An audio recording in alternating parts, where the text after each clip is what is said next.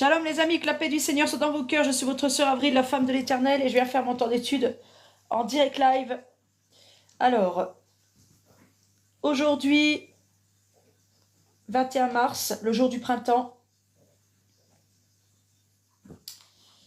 on va étudier le psaume 23.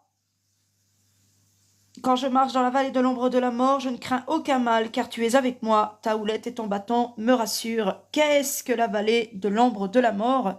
Est-ce qu'il y en a un parmi vous dans les commentaires qui peuvent m'expliquer ce que c'est? Si la Bible nous en parle, il faut qu'on sache quand même ce que c'est. Et on va étudier le psaume 139. Où pourrais-je aller loin de ton esprit, et où fuirais-je, Éternel, loin de ta présence? Dieu est tout en tous. Le Saint-Esprit de Dieu est partout. Il est comme l'air, il est comme le vent, il est comme l'eau, il est partout. Amen. On commence, les amis, par le psaume 23. Psaume 23 qui a été chanté par Alpha Blondy. Amen. Très belle version du psaume 23 chanté par monsieur Alpha Blondy. Voilà. Louons l'Éternel, car il est bon et sa miséricorde durera toujours. Grâce soit rendue à l'Éternel notre Dieu de nous retrouver ensemble et de pouvoir étudier ensemble sa parole. Ici sur terre, tu dis frère Robert, tout à fait, oui. La vallée de l'ombre de la mort, c'est ce monde. Ici, vous êtes dans les ténèbres du dehors, vous n'êtes pas dans le royaume des cieux. Donc malheureusement, dans ces ténèbres, la mort passe. Amen. Et elle emporte des gens parmi nous. Voilà. La mort, c'est quelqu'un qui ne prévient pas quand il passe. Et la mort n'oublie jamais personne. C'est ce que l'on traverse chaque jour sur terre, tout à fait. Hein. Amen. Alors, psaume 23.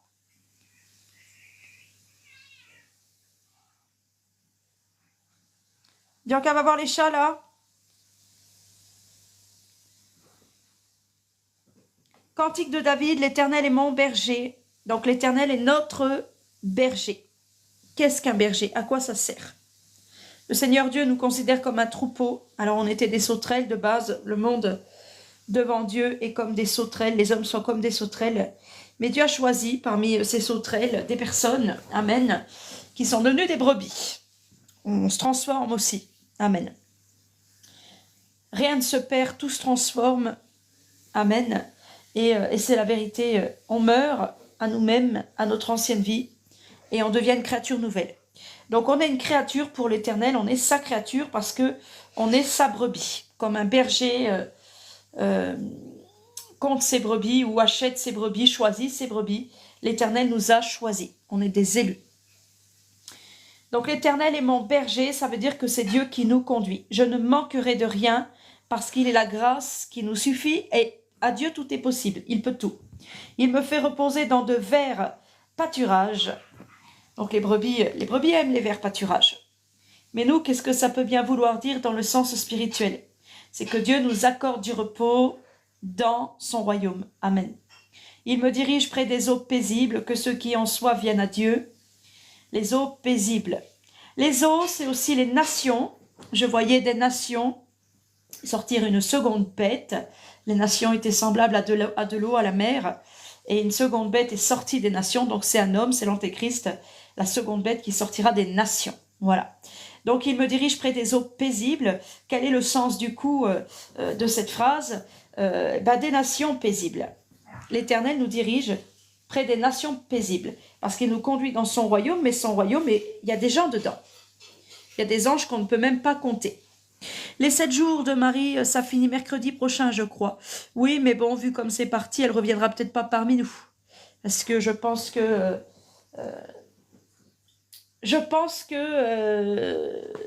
ça lui a fort déplu d'être humiliée quelque part, d'être prise. Mais elle devrait pas, elle devrait pas se braquer, elle devrait se corriger et accepter d'être châtiée par Dieu. Amen. Si Dieu n'aimait pas cette sœur, il ne la châtierait pas. Un père châtie les enfants qu'il aime, mais c'est une grâce de se faire réprimander par Dieu. Amen. Donc il nous dirige près des eaux paisibles, le royaume des cieux est rempli de gens, il y a des triades d'anges, des triades, c'est parce qu'on ne peut pas les compter. Donc, Dieu nous dirige vers son royaume et parmi ces eaux paisibles, parmi ceux qui ont eu l'eau de vie. Venez à moi, je vous donnerai l'eau vive. Amen. Et évidemment, si eux, ils sont dans le royaume des cieux, c'est qu'ils ont l'eau vive, ils ont accès à l'eau vive. Il restaure mon âme, donc l'Éternel restaure nos âmes et pas nos corps. L'Éternel ne nous a pas choisis en fonction de la vie qu'on mène ici-bas.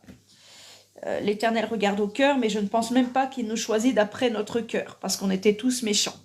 Méchants comme vous l'êtes, vous savez donner de bonnes choses à vos enfants, c'est ce que dit l'Éternel. Amen. Donc je ne pense pas qu'il nous choisit à cause de nos cœurs, je pense qu'il nous choisit parce qu'il a envie de nous choisir, tout simplement. Ce choix ne le regarde que lui. Hein. Amen. L'Éternel restaure nos âmes, parce que nos âmes, en fait, elles ont été détériorées. On est venu ici s'incarner dans la chair et on a perdu notre identité de l'âme. D'ailleurs, Dieu dit, on ne connaît plus personne selon la chair, mais on connaît tout le monde selon l'esprit. Donc, ça veut dire que Dieu va restaurer nos âmes afin qu'on sache qui on est dans l'âme. Parce qu'on ignore qui on est dans l'âme, on ne se connaît pas. Et donc, Dieu va restaurer nos âmes, parce que c'est nos âmes qui sont abîmées. On dit souvent que le corps, c'est le reflet de l'âme. Si tu as une âme abîmée, si tu as une âme qui a perdu son identité, c'est peut-être pour ça aussi que tu pêches. Donc la mission de l'Éternel, c'est de restaurer nos âmes et de nous conduire dans les sentiers de la justice. La justice de Dieu, on en a parlé dernièrement sur un live. Il y a beaucoup de gens qui connaissent l'amour de Dieu, qui connaissent la paix de Dieu, qui connaissent la vérité de Dieu. Mais pas la justice. La justice, c'est souvent la chose que les gens oublient. L'Éternel est l'Éternel des armées, c'est Jésus-Christ notre juge, et c'est important de le connaître sous cette facette-là, parce qu'on est les imitateurs de Dieu. Donc ces brebis demeurent dans l'amour, ces brebis demeurent dans la paix, ces brebis demeurent dans la vérité, ces brebis demeurent dans l'obéissance, parce qu'il nous a donné un modèle d'obéissance. Mais on a tendance à négliger la justice, parce qu'on se dit que c'est Dieu, le juste juge, qui doit s'occuper de tout. Eh bien, on se trompe, on trompe notre propre cœur en pensant comme ça, en raisonnant comme ça, parce que Dieu nous dit, l'homme spirituel juge de tout. Amen. Et c'est pour ça qu'il ne faut pas négliger la justice de Dieu. Parce que Dieu restaure ton âme pour te conduire dans les sentiers de la justice. Tout ça à cause de son nom. C'est pas parce qu'il t'aime, c'est pas parce que tu es un élu, mais c'est à cause de son nom qu'il le fait. Les sentiers de la justice, donc c'est la porte étroite et resserrée. Quand on aura franchi la porte étroite et resserrée, donc c'est le Christ. Il est la porte des brebis, donc il est la porte du royaume des cieux. Quand tu seras entré dans ce royaume des cieux, tu vas devoir vivre dans les sentiers de la justice. Tu seras un ange de Dieu, les hommes ne se marieront pas, ils ne prendront pas de femmes en mariage, les femmes non plus. Ils vont vivre comme les anges au ciel, amen, au service de l'Éternel Dieu, qui va vous donner des missions. Alors, ce n'est pas toujours des missions agréables, hein, ce n'est pas parce que tu es un ange que tu as des missions agréables par Dieu. Par exemple, quand il y a des sacrifices humains, des fois, le Seigneur donne pour mission aux anges de récupérer les excréments des sacrifices humains pour faire bouillir les coupables dans les excréments des victimes. Donc, c'est pas une mission terrible quand tu es un ange d'aller ramasser des excréments humains, par exemple. Mais tu te dois d'obéir à Dieu dans tout ce qu'il demande. Shalom, cher Philippe, que la paix du Seigneur soit avec toi et avec tous les frères et sœurs en Christ. Alors, je me suis levée ce matin, j'ai fait un temps de prière, mais j'avais vraiment la flemme de faire en live le temps d'étude. Ouais, j'avais vraiment la flemme, les amis. Alors j'ai repoussé, j'ai dit c'est pas grave, je la ferai à 14h30 et puis voilà. Donc, tout ça, le Seigneur, il le fait à cause de son nom. Restaurer nos âmes, nous diriger, restaurer nos âmes, nous diriger, nous conduire dans les sentiers de la justice, faire en sorte qu'on manque de rien. C'est lui qui fait tout ça par amour pour lui. Parce que tout doit être fait pour lui, tout doit être fait au nom de Jésus, par Jésus et pour Jésus, en fait. Donc Jésus qui nous a donné un modèle et qui lui-même est soumis à lui-même, au Père, parce qu'il est le Père, il fait aussi les choses à cause de son nom, par amour pour lui. Amen. Verset 4 du psaume 23. « Quand je marche dans la vallée de l'ombre de la mort », donc quand on marche dans ce monde, c'est déjà la vallée de l'ombre de la mort. Mais, les psaumes nous disent, alors il me semble que c'est dans le psaume 17, que le diable poursuit nos âmes. Quand ton âme elle est libre de ton corps, le diable va la poursuivre. Donc la vallée de l'ombre de la mort, c'est aussi une partie du spirituel. C'est une partie du spirituel qui est dans les ténèbres. Vous savez qu'il y a des ténèbres, on doit passer des ténèbres à son admirable lumière. Donc tout ce qui est ténèbres, à mon avis, c'est la vallée de l'ombre de la mort. Et même quand tu es une âme et que tu sors de ton corps, bah, des fois tu n'es plus sur terre. Moi, des fois, je suis plus sur terre, mais c'est vrai que je suis dans les ténèbres de l'univers. Alors, être dans les ténèbres de l'univers, c'est pas être... c'est sûr, tu es au ciel, mais c'est pas encore être dans le paradis de Dieu qui est dans le 3e ciel. Amen. J'ai fait un drôle de rêve, les amis, cette nuit. J'ai le popo hein, qui a remis ça, qui recommence, hein, divorce, qui continue ces bêtises-là. Et j'ai eu un drôle de rêve cette nuit, je pense que c'est le Belzébuth qui me tourmente dans les rêves. Il m'a donné un rêve, mais vraiment gore, où il y avait du sang de porc, il y avait plein de choses en rapport avec le porc, l'animal, et le sang, les boyaux, il y avait plein de trucs. J'avais une couronne sur la tête, mais c'était une couronne de saucisses de porc. Et il y avait plein de sang et tout, c'était horrible. Et je pense que c'est le Belzébuth hein, qui veut absolument encore me tourmenter dans les rêves, parce que il poursuit nos âmes. D'accord? Donc, quand tu fais des cauchemars, par exemple, c'est la vallée de l'ombre de la mort dans ton esprit. Donc, ça vient des ténèbres. Parce que Dieu est bon. Dieu ne fait pas le mal. Donc, quand tu fais des cauchemars ou que tu es tourmenté dans tes rêves, ça peut aussi être le démon qui met des ténèbres. Les ténèbres sont la vallée de l'ombre de la mort. Et il y a beaucoup de ténèbres, les amis. Amen.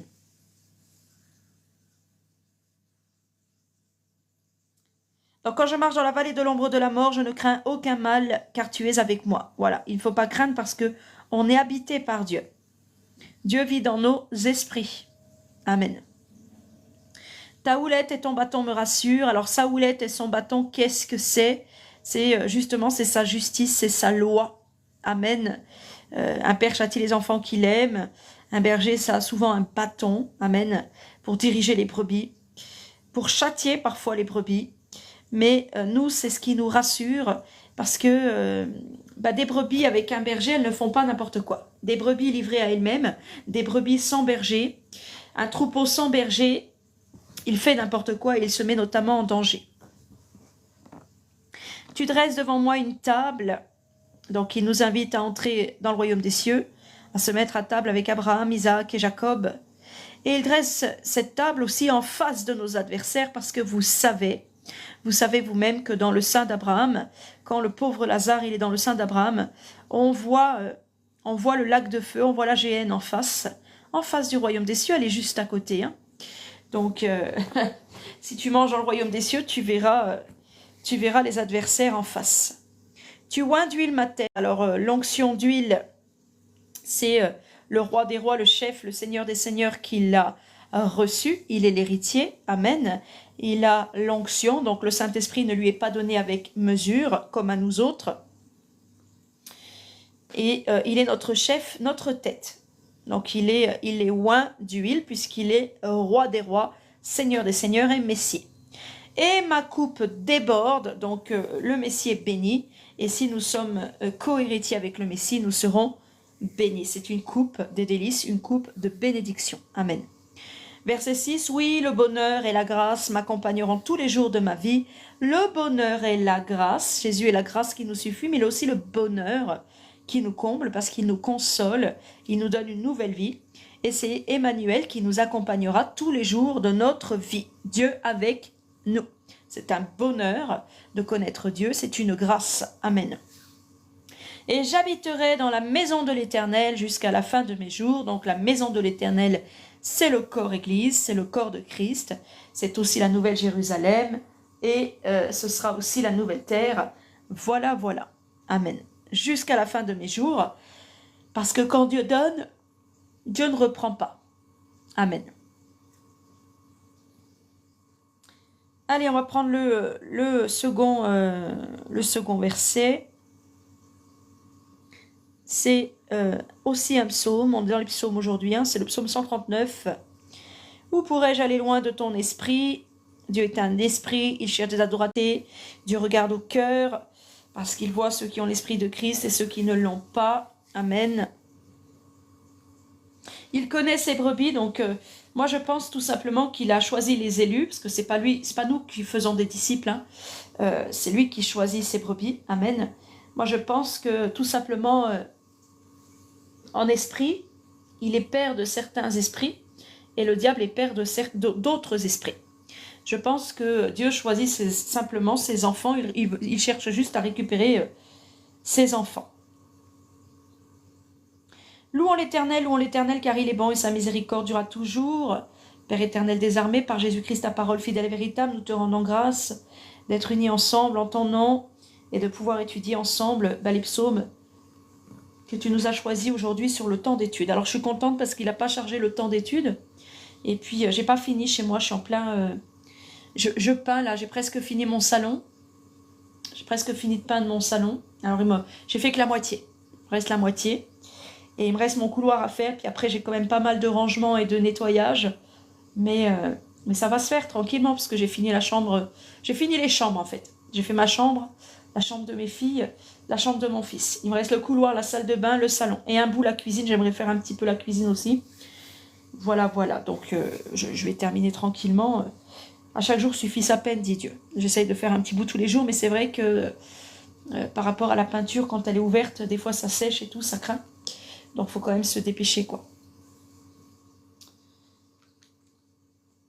Alors, le psaume 139, au chef des chantres de David, des chantres. Tout le temps, je dis des chantres et c'est plus fort que moi de faire cette erreur. En plus, j'ai enregistré les psaumes et je dis ça sur tous les psaumes que j'ai enregistrés, chef des chantres. Et c'est trop tard, c'est enregistré. Je vais enregistrer mes propres prières, en fait. Je vais enregistrer les prières là, que le Seigneur nous a données. Je vais faire des enregistrements. Parce que quand viendra les temps de veiller, moi, je ne vais plus les dire parce que je suis fatiguée. Je vais simplement les écouter puis dire Amen. Je pense que ça va me permettre de mieux tenir aussi. Parce que c'est fatigant de répéter toujours les mêmes choses à la même heure. Voilà, donc je vais faire des enregistrements cet après-midi aussi. Alors, j'ai pas fait non plus l'auto-évaluation 9, hein, c'est pas la peine de l'attendre, les amis, je peux pas la commencer maintenant. Voilà, j'ai pris note de ce que les exercices que le Seigneur voulait que je mette dedans, mais je peux pas la faire maintenant, là. Au chef des chantres de David, psaume. Éternel, tu me sondes et tu me connais. Donc, pour être connu par l'Éternel, il faut être sondé.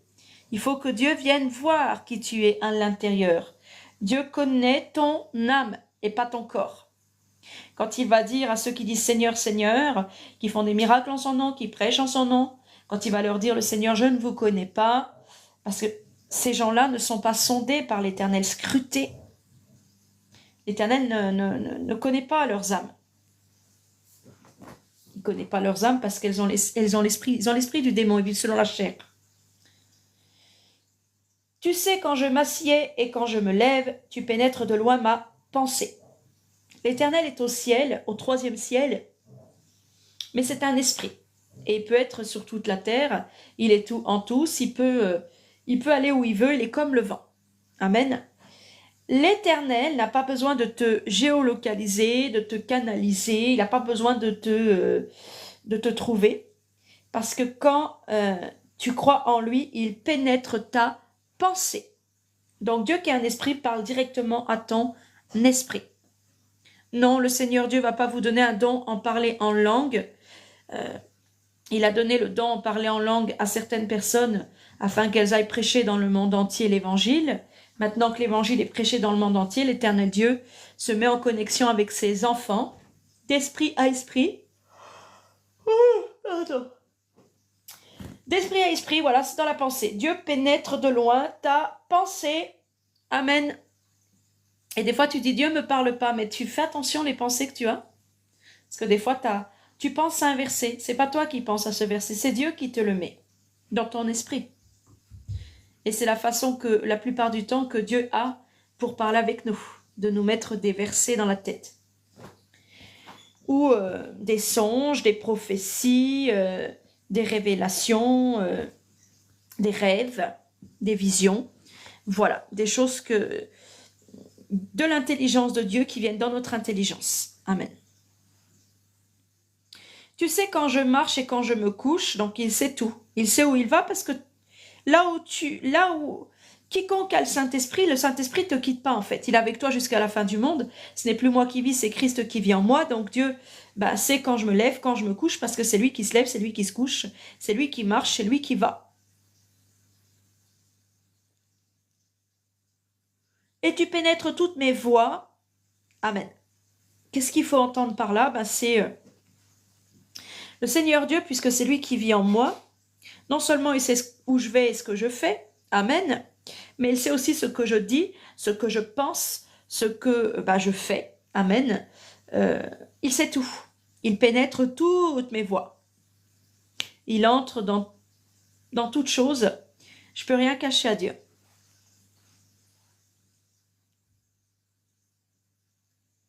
Excusez-moi.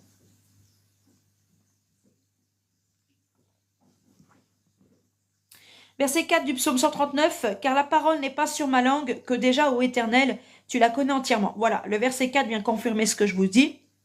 Tu pénètres toutes mes voies. Eh ben, c'est la voix de la parole, c'est la voix de l'intelligence, des pensées, c'est la voix des œuvres. Voilà. Et là, au verset 4, il vous dit quel genre de voix il pénètre. Ben voilà. À peine il y a une parole sur notre langue que Dieu la sait déjà. Quand tu as une insulte ou des jurements, des jurons, des choses comme ça c'est sûr que ça ne plaît pas au Seigneur. Parce que le Seigneur ne veut pas entendre ça dans nos bouches, qu'on entende plutôt des actions de grâce. Tu m'entoures par derrière et par devant. Il est comme un bouclier, il est comme une armure. Il nous entoure. Et tu mets ta main sur moi. Alors attention, la main de Dieu, c'est Christ, c'est sa droite. Il nous entoure devant et derrière et il met sa main sur nous. Ça ne veut pas dire que c'est pour nous protéger. Un père châtie les enfants qu'il aime. Donc il veut nous garder. C'est pour ça qu'il nous entoure. Mais il ne nous protégera pas de tout, parce que lui-même met sa main sur nous et nous châtie. Verset 6. Une science aussi merveilleuse est au-dessus de ma portée. Donc les pensées de Dieu ne sont pas nos pensées, elles sont plus élevées. Et les pensées de Dieu sont une science, amen, à explorer.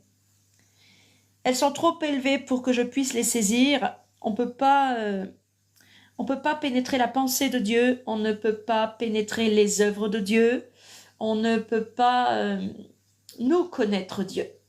Mais Dieu se fait connaître à nous, le Fils nous fait connaître le Père, et c'est en laissant entrer le Fils dans toutes nos voies, en laissant vivre le Fils en nous, que nous connaîtrons Dieu. Dieu est trop élevé pour qu'on puisse le saisir, pour qu'on puisse le connaître, mais il est venu à nous au moyen du Fils unique. Verset 7, « Où irai-je loin de ton esprit, et où fuirai-je loin de ta face? Où irions-nous loin du Saint-Esprit de Dieu? Dieu est tout en tous, il est partout. Dieu est même descendu dans la mort, amen, dans la vallée de l'ombre de la mort, donc c'est déjà notre monde, mais après il est descendu dans la mort, donc dans les profondeurs de la terre. Il est même descendu dans le lieu que certains appellent les enfers. Il a été prêché l'évangile aux morts, parce que Dieu parlait même à l'esprit des morts, qui étaient morts, qui étaient dans le tombeau. On ne peut pas parler avec un mort, parce que le mort, il est déconnecté de la vie, son âme, son esprit, il est endormi, donc on ne peut pas lui parler. Mais Dieu compare la mort à un sommeil, et Dieu a le pouvoir de réveiller l'esprit, l'âme des gens qui sont morts. À Dieu, tout est possible. Hein. Nous, ce n'est pas possible de ressusciter les morts. Où irai-je loin de ton esprit? Et où fuirai-je loin de ta face? Il y en a qui voudront fuir Dieu. Ils se sont creusés des bunkers parce qu'ils savent très bien qu'on ne peut pas aller sur la Lune, qu'on ne peut pas sortir dans l'univers. Si, tu peux sortir dans l'univers. Si tu peux y aller. Tu peux y aller quand tu as un esprit, que tu n'as plus de corps. Mais tu pourras pas fuir Dieu, quoi. Dieu, il est partout, partout, partout. Même dans sa propre colère. Parce que la colère de Dieu, c'est Dieu. La géhenne, le lac de feu. Où irai-je loin de ton esprit? Il y en a qui veulent nous séparer de Dieu, mais c'est impossible de nous séparer de Dieu. Le diable a cherché à nous séparer de Dieu parce que, à cause du péché, le salaire du péché, c'est la mort, et le diable a voulu que la mort entre dans notre monde. Il nous a fait pécher pour nous séparer de Dieu, pour que nos âmes soient séparées du Saint-Esprit. Mais nos âmes ne peuvent pas être séparées du Saint-Esprit. Et où fuirai-je loin de ta face? Donc il y en a qui chercheront à fuir Dieu, mais on ne peut pas fuir Dieu. Dieu te trouvera peu importe où tu vas. Si je monte aux cieux, tu y es. Ben oui, parce que Dieu règne dans les cieux. Si je me couche au séjour des morts, t'y voilà. Donc le séjour des morts, c'est sur terre, parce que les morts, c'est en terre souvent qu'on les enterre ou on les brûle, mais leur âme finissent bien quelque part. Le séjour des morts, il est aussi dans le spirituel.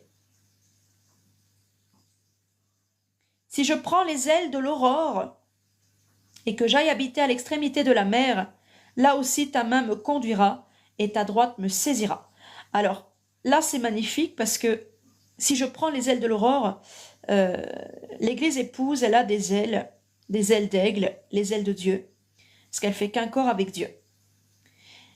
L'aurore, c'est Dieu. Il a des ailes parce qu'il est un ange.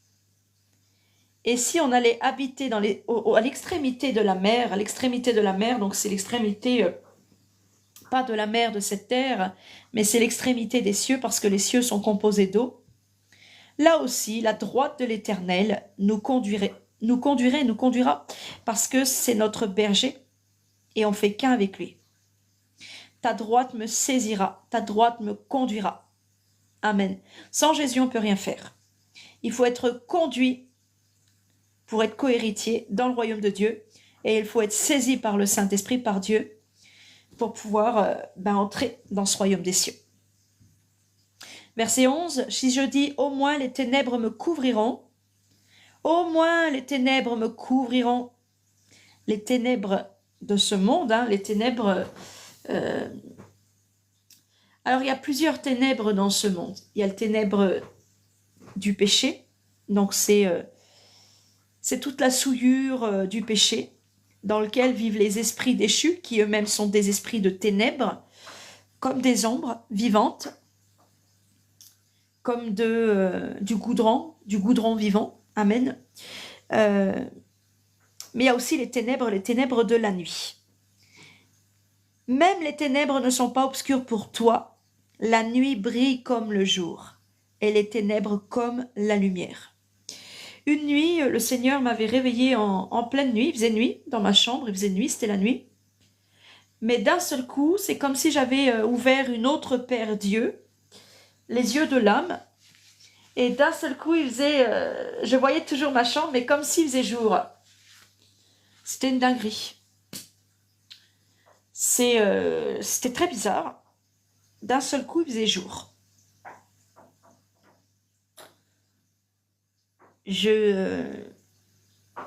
Comment je peux expliquer ça? Alors moi, ce que je crois que je voyais avec les yeux de l'âme et non avec les yeux de la chair. Et que du coup, j'étais avec l'âme, j'étais en Dieu. Et Dieu est le jour, en fait. Amen. Dieu est la lumière du monde. Dieu n'est pas ténèbres. Donc je pense que c'est Dieu que je voyais.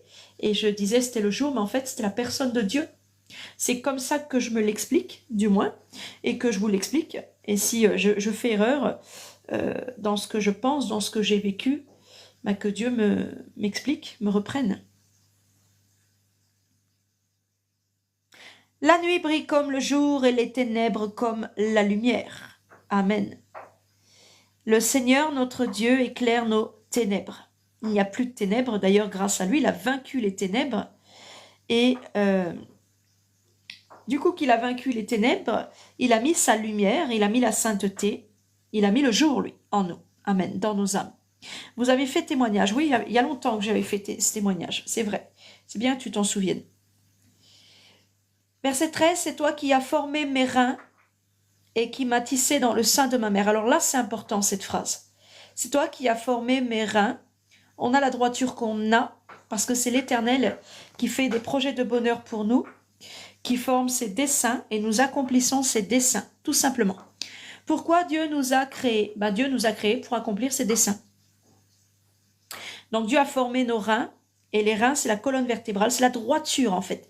C'est ce que m'a appris Christ, hein. Amen. On doit avoir à nos reins la ceinture de vérité. Quand tu vis dans la vérité, tu vis dans la droiture. Amen. Donc c'est toi qui as formé mes reins, et nous savons aussi que Dieu nous a formés dans le sein de notre mère. Donc Dieu vous a formé aussi dans le sein de la nouvelle Jérusalem. Il a formé vos nouveaux corps. Dieu a restauré vos âmes. Donc, même dans la première vie de la vie du péché, si je peux dire comme ça, la vie charnelle, c'était Dieu qui avait formé vos reins dans le sein de votre mère. Amen. C'est toi qui as formé mes reins, qui m'as tissé dans le sein de ma mère. Ben voilà. Je te loue de ce que je suis une créature si merveilleuse. Donc, maintenant que nous sommes nés de nouveau, nous sommes toujours une créature. Hein. Être un homme, c'est être une créature de Dieu. Quand tu es un homme, tu es déjà une créature de Dieu. Quand tu es un animal, tu es une créature de Dieu. Quand tu es un ange, tu es une créature de Dieu. Amen. Mais là, Dieu nous, dans cette nouvelle vie, qu'on ne voit pas encore, qu'on n'expérimente pas encore totalement, amen, Dieu nous a fait de nous des anges, donc des créatures nouvelles, amen. Et nous sommes des créatures merveilleuses, les amis. Déjà dans la chair, hein, on était déjà des créatures merveilleuses, mais encore bien plus maintenant que nous serons à l'image parfaite de Dieu, à l'image de Christ, notre Créateur. Amen. Tes œuvres sont admirables, on admire Dieu, on adore Dieu, parce qu'on voit que les œuvres qu'il fait, et nous on fait partie des œuvres qu'il fait, parce qu'il nous a créés. Et c'est exactement ce qu'on est en train de te dire quand on te dit Dieu t'a formé dans les reins de il a formé tes reins, dans le sein de ta mère. Tu es une créature merveilleuse, donc tu es une œuvre de Dieu et Dieu est admiré même parce qu'il t'a créé. Nous admirons Dieu parce que on lui doit tout, on lui doit la vie, les amis. Tes œuvres sont admirables, les animaux aussi, hein, amen. On admire Dieu à travers tout ce qu'il a fait. Dieu est tout en tous. On admire d'avoir une famille spirituelle, de voir les hommes, les anges, la terre, les animaux. On est en extase devant Dieu. Amen. Et mon âme le reconnaît bien. Notre âme, encore une fois, c'est l'âme. L'âme, c'est l'esprit. Dans notre intelligence, on reconnaît que Dieu est un grand créateur. Il a fait des chefs-d'œuvre, amen, et il nous a fait, nous, à son image. Comment ne pas admirer son œuvre? Toute l'œuvre de Dieu, elle est faite à son image. Le soleil est semblable à un époux. Les anges au ciel, même s'ils ont plusieurs ailes, plusieurs yeux, ils sont à l'image du Créateur. Nous-mêmes, nous étions à l'image du Créateur, dans cette première vie même. Amen. Donc on peut que admirer l'œuvre de Dieu, parce que admirer l'œuvre de Dieu, c'est aussi admirer Dieu qui est tout en tous. Verset 15. Mon corps n'était point caché devant toi, lorsque j'ai été fait dans un lieu secret. Waouh! Tissé dans les profondeurs de la terre. Alors ça, c'est quand même une dinguerie. Amen. Parce qu'on te dit, Psaume 139, c'est David qui a écrit ça. Et David, vous savez qu'il a le Saint-Esprit, hein, il est comme Salomon. Donc il est enseigné par le Seigneur, parce qu'en plus il est prophète.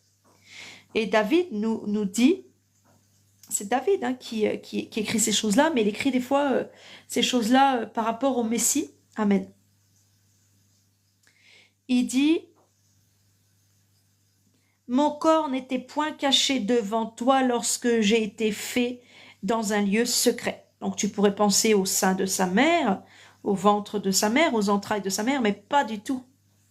Il te parle de sa maman, la terre. Dieu a tissé nos corps dans une première vie, dans les profondeurs de la terre. La terre est mère. La terre est notre mère. Amen. Et ça, c'est David qui le dit. Hein. Quand je n'étais qu'une masse informe, alors tu es tiré de la terre qui, elle, était informe et vide, mais Dieu l'a formée. Dieu a pris cette masse, la terre, et il l'a formée comme il voulait la former, à son image, à lui. Amen. Et là, David est en train de nous dire que, voilà, un homme, avant d'être tissé dans le sein de sa mère, il est déjà tissé dans les entrailles de la terre, qui est mère. Quand je n'étais qu'une masse informe, tes yeux me voyaient. La dinguerie. Et sur ton livre, donc David parle du livre de vie. On peut être effacé du livre de vie. Non, de la poussière de la terre, c'est Adam qui a été pris de la poussière de la terre. Mais là c'est encore autre chose. C'est encore autre chose, hein, cher ami. Là, c'est dans les profondeurs de la terre. Mon corps n'était point caché devant toi lorsque j'ai été fait dans un lieu secret, tissé dans les profondeurs de la terre. Waouh! Quand je n'étais qu'une masse informe, tes yeux me voyaient. Donc pour l'Éternel, on existait déjà parce qu'en fait, on existait dans sa pensée. Et les yeux de l'Éternel, c'est un esprit. C'est les yeux de son âme, de son intelligence. Donc les yeux de l'Éternel voyaient David. Il allait tisser David dans les profondeurs de la terre. Et la créature qu'il appellerait David, c'est une œuvre de l'Éternel. Amen. On est l'œuvre de ses mains. Et sur ton livre étaient tous inscrits les jours qui m'étaient destinés avant qu'aucun d'eux existât. Le livre de vie, Amen, il était dans la main du Père, il était scellé de 7 sceaux. Et le Fils de Dieu, il a ouvert les 7 sceaux, il a pris ce livre. Et le Fils de Dieu effacera de ce livre des noms, parce que le Père a remis tout jugement au Fils. Quand tu es effacé du livre de vie, tu subis la seconde mort et tu disparais en fait du Saint-Esprit, donc de Dieu, de la pensée divine. Dieu t'oublie. Et si Dieu t'oublie, tu cesses d'exister, sauf que tu es quand même créé à l'image de Dieu, tu es quand même immortel dans l'âme, donc tu es jeté dans la colère de Dieu infiniment et tu es oublié dans la colère de Dieu. Amen. Oh, t'inquiète pas, frère Robert, t'as pas à t'excuser. Donc on existe dans la pensée de Dieu, les amis. Amen. Et tant qu'on existe dans la pensée de Dieu, tant qu'on n'est pas effacé du livre de vie. Par contre, on peut être effacé du livre de vie parce que la Bible dit. Donc est-ce qu'il y a des pertes de salut? Bien sûr. Je n'effacerai point leur nom du livre de vie, verset biblique.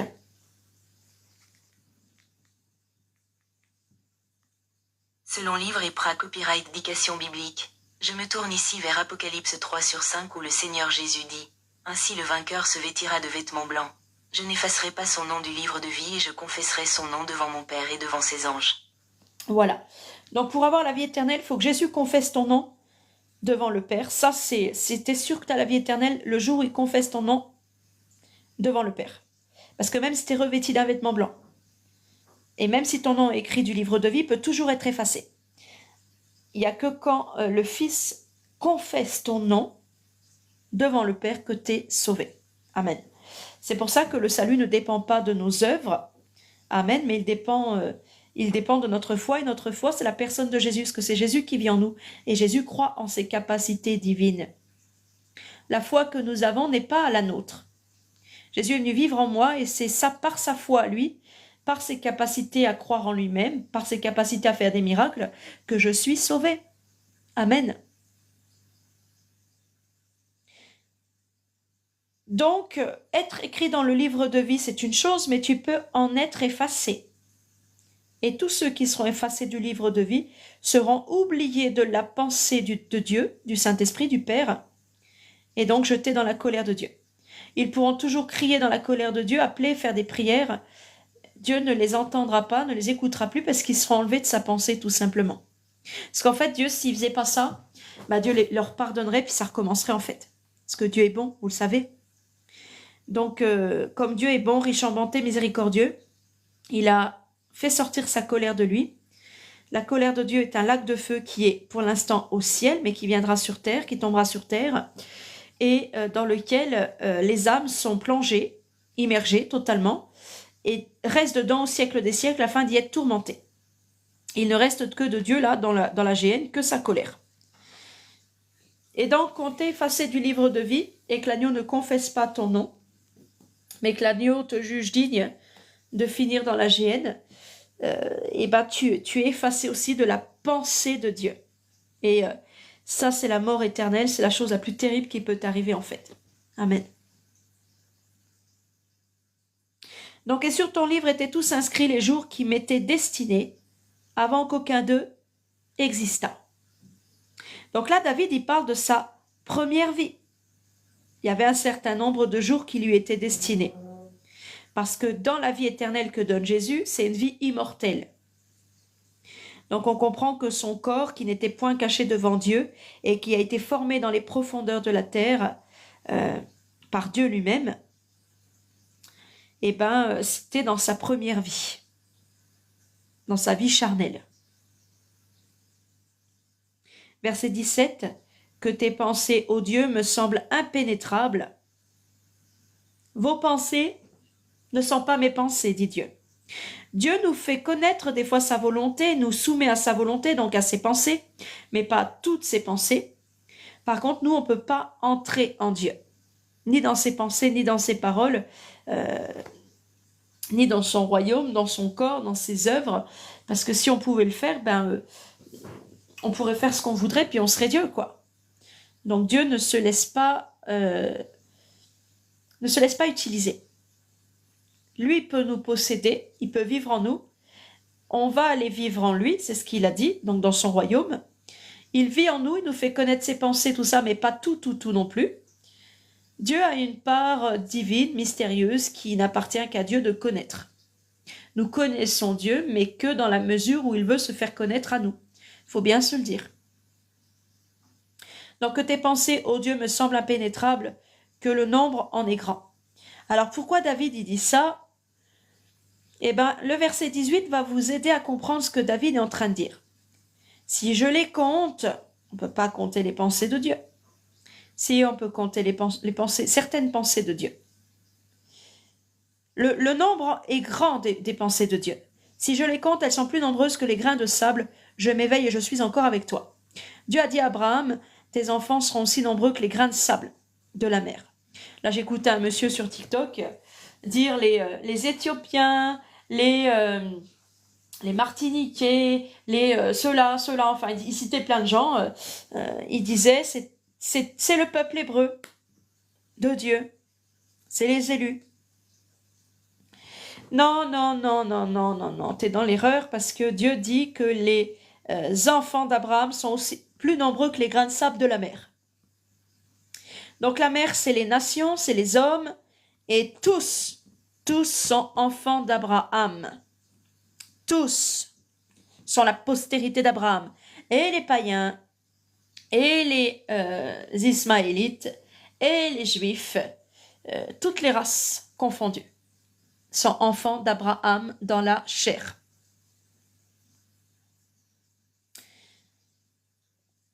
Le nombre est grand parce que ils sont nombreux comme les grains de sable.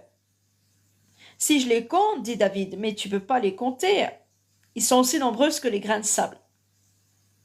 Donc le nombre, c'est comme des grains de sable.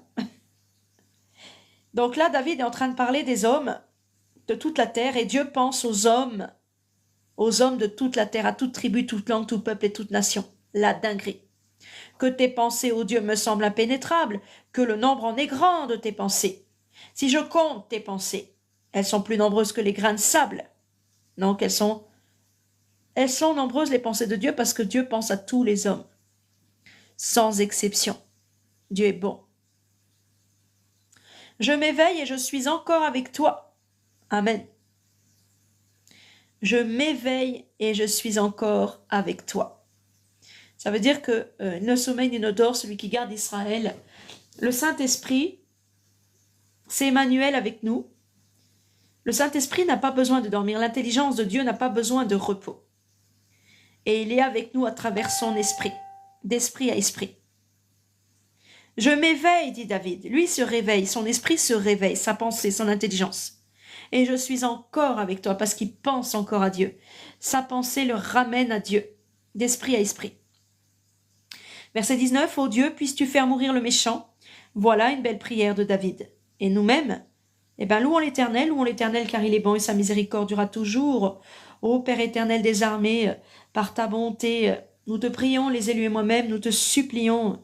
Puisses-tu faire mourir le méchant, les hommes de sang, comme te l'a dit ton fils, ton serviteur David. Éloigne-les de ton corps, Église éternelle des armées, comme tu les as éloignés de David. Car ils parlent de nous d'une manière criminelle. Ils prennent aussi ton nom pour mentir, pour blasphémer. Ils sont nos ennemis, puisqu'ils se font tes ennemis, ô Éternel. Éternel notre Dieu, n'aurions pas nous aussi de la haine pour ceux qui te haïssent, du dégoût pour ceux qui s'élèvent contre toi? Nous les haïssons aussi d'une parfaite haine comme David. Ils sont pour nous aussi nos ennemis. Amen. Verset 23. Sonde, ô Dieu, et connais nos cœurs. Éprouve-nous et connais nos pensées. Regarde si nous sommes sur la voie large et spacieuse de la perdition. Et si nous sommes sur la route large et spacieuse de la perdition, en pensée, en parole, en œuvre, alors ôte-nous de là et ramène-nous, conduis-nous sur la voie de l'éternité, la voie droite, le chemin de vérité pour la vie. Amen. Voilà, chers élus de Dieu, il est 15h27. Je vous remercie d'avoir suivi ce live. Que la paix du Seigneur soit dans vos cœurs. Je rends grâce à l'Éternel, notre Dieu, à Jésus-Christ, notre Roi. J'ai été contente de partager ce petit temps d'étude avec vous. Je vais retourner à mes affaires. En plus, j'ai ma cocotte qui va bientôt sortir de l'école. Je vous fais des gros bisous. Shalom, bye bye les amis. Merci.